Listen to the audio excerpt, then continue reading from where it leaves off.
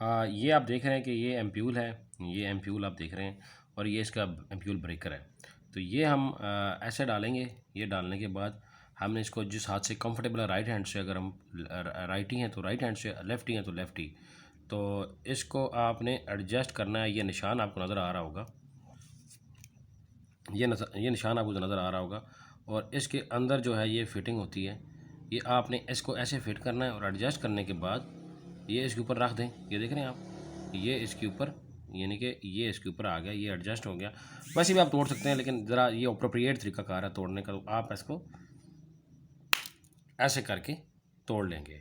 इसको तोड़ने का ये है कि आपके जो पार्टिकल्स हैं ग्लास के वो अंदर ना जाएं, ये आपने इंश्योर करना है। और आप इसको विटामिन डी रिच मिल्क के अंदर भी डाल सकते हैं, और वाटर सॉल्युबल है तो आप इसको वाटर के अंदर भी डाल सकते हैं। ऐसे करके आप इसे डालें।